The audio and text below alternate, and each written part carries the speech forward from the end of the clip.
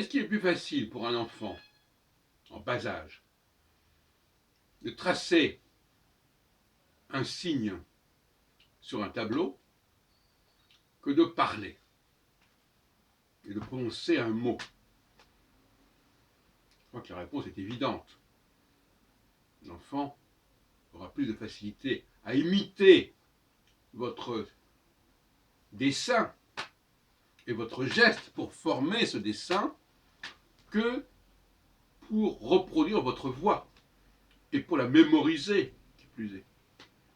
Parce que ce qui est écrit reste écrit, et ce qui est oral, ben, ça s'évanouit. C'est évanescent, c'est éphémère. Donc le fameux débat que nous avons eu, sur lequel apparemment on parle d'abord et après on écrit, c'est une incompréhension, c'est un contresens. Au sens le plus strict du terme, évidemment, savoir écrire une phrase, former, etc. Bon, on peut toujours dire qu'effectivement c'est un stade assez sophistiqué. Mais en réalité, à un niveau plus primaire, c'est très facile de reconnaître des signes.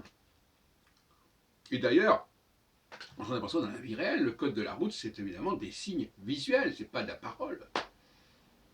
Et d'ailleurs, on l'a remarqué dans les autobus, par exemple, quand les conducteurs devaient dire on rentre par la porte de devant, je sais pas quoi, maintenant on a mis des sens interdits, ça marche comme sur des roulettes.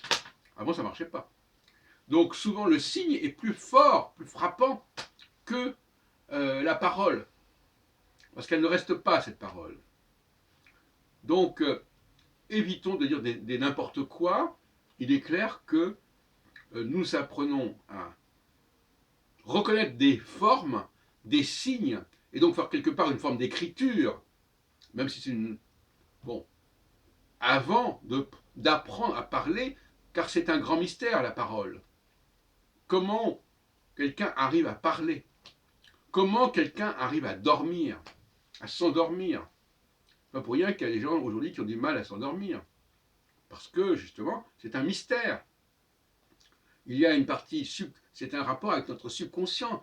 La capacité à employer ses ressources intérieures est beaucoup plus complexe que le fait d'apprendre à conduire une trottinette ou à écrire sur un tableau. D'ailleurs, les enfants s'expriment très facilement par la peinture, par le dessin.